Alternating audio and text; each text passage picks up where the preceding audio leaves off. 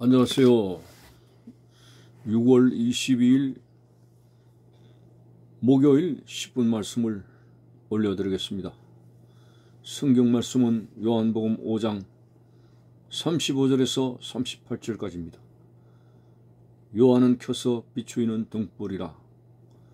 너희가 한때 그 빛에 즐거 있기를 원하였거니와 내게는 요한의 증거보다 더 큰 증거가 있으니 아버지께서 내게 주사 이루게 하시는 역사, 곧 내가 하는 그 역사가 아버지께서 나를 보내신 것을 나를 위하여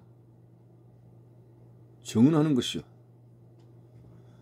또한 나를 보내신 아버지께서 친히 나를 위하여 증언하셨느니라.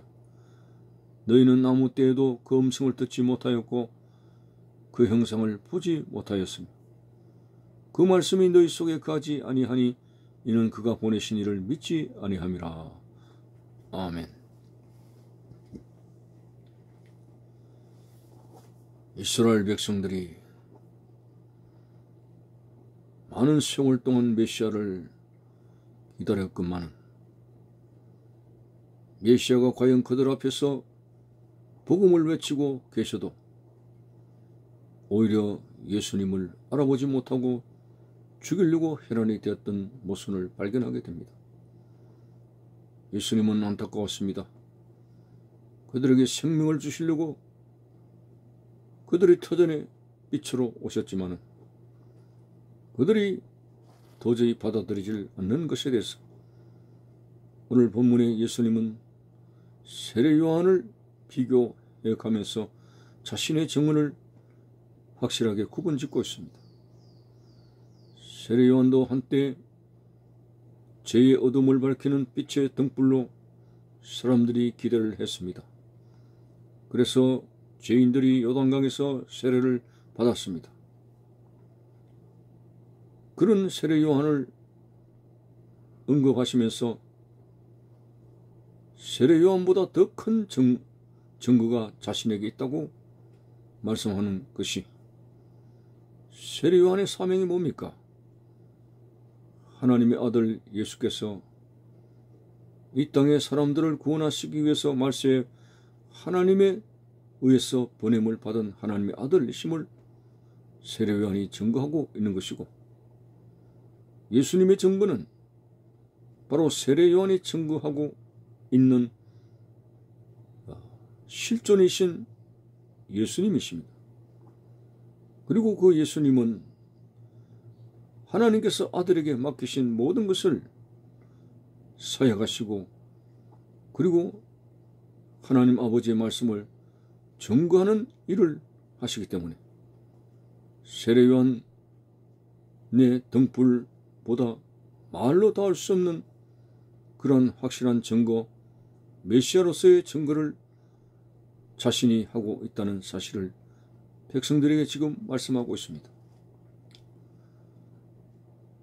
예수님께서 다른 어떤 증거자보다 더 큰 증거는, 자신의 증거는 하나님 아버지께서 아들된 자신에게 맡겨주신 것이고, 자신이 증거하는 모든 것이 하나님 아버지의 일이라고 하는 사실을 말씀하고 있기 때문에 어떤 증거보다, 세례 요한의 증거보다 더 큰 것이라고 말씀하시면서 자신은 하나님의 아들이라고 밝히고 계시는 겁니다. 그래서 예수님이 하나님의 아들 되심을 아버지께서 증언하신다고 이 37절에 말씀합니다. 나를 보내신 아버지께서 친히 나를 위하여 증언하셨느니라. 그렇지만 이렇게 하나님께서, 아버지께서 그 아들을 통해서 자신의 말씀을 증거하는 메시아의 자리에 예수님께서 증언을 하시고 계시고 하나님의 뜻에 의해서 증거가 되고 계시지만 이스라엘 백성들은 믿지 않기 때문에 메시아의 음성을 듣지도 못하고 그 형상을 보지도 못하였다고 합니다. 37절 하반절에 아무 때에도 그 음성을 듣지 못하였고 그 형상을 보지도 못하였습니다. 분명히 자신 앞에 메시아의 말씀과 형상이 있지만 그들이 믿지 아니하기 때문에 알아보지를 못했다는 말씀입니다. 그래서 그런 이유를 밝히 말씀하시는데 38절에 그 말씀이 너희 속에 거하지 아니하니 이는 그가 보내신 이를 믿지 아니함이라. 예수님께서 하나님의 말씀을 증거를 해도 그 말씀이 그들 속에 거하지 아니하는 이유는 말씀을 믿지 않기 때문에, 예수님이 하나님의 아들 되심을 믿지 않기 때문에 생명의 말씀이 그 속에 거하지를 않았습니다. 참으로 말세에 하나님께서는 도저히 인간의 행위를 통해서는 천국에 들어갈 수 없기 때문에 소돔과 고모라성 이상으로, 노아의 홍수 시대 이상으로 사람들의 마음이 완악해졌기 때문에, 그래서 말세에 예수님께서 이 땅에 오셨고 자신이 대속의 죽음을 죽으심으로 말미암아 모든 구원을 완성하셨습니다.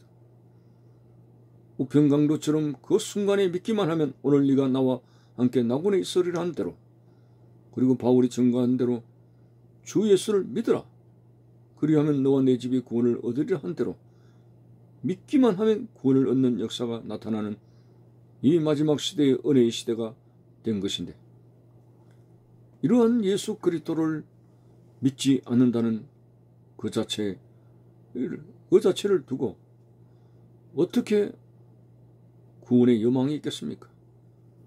최고의 은혜를 주심에도 불구하고 그리스도를 부정한다면 우리는 무슨 경로를 통해서 구원의 소망을 가지겠습니까? 그래서 이 땅에서 도의적으로 윤리적으로 참 덕을 끼치고 착하게 산다는 사람들이 있지만은 그것 때문에 예수 그리스도의 구원의 길을 부정하고 믿지 않는다는 그것은 큰 죄가 될 수밖에 없습니다. 아무리 인간의 선한 행위가 대단한 것처럼 보여도 결코 천국에는 그러한 윤리적인 선함과 행동이 천국에 들어갈 수 있는 조건이 되지 못합니다. 완벽한 선을 이루는 것은 바로 예수 그리스도 대속의 죽음밖에 없습니다. 예수를 믿음으로 말미암아 의로워지게 되는 것입니다. 이 의를 힘입어서 천국에 들어가는 것이기 때문에 오늘 바리새인들이나 유대인들처럼 이 땅에 오신 예수 그리스도, 어둠 속에 갇혀진 나 자신에게 찾아오신 예수를 거절하지 말아야 됩니다. 볼지어다 내가 문 밖에 서서 두드리노니 누구든지 내 음성을 듣고 문을 열면 내가 그에게로 들어가 그로 더불어 먹고 그는 나로 더불어 먹으리라고 했습니다. 여기서 마음의 문은 밖에 손잡이가 있는 것이 아닙니다. 안에서 열어줘야 들어가시는 하나님은 인간의 자유의지를 존중하시기 때문에 강권적으로 문을 열고 들어가시지 않습니다. 모든 마음의 문을 열 수 있는 은혜의 배경은 다 주어졌어도 감동 감화 완악한 마음을 부수고 마음의 문을 여는 작업이 없이는 하나님께서 결코 들어가지 않습니다.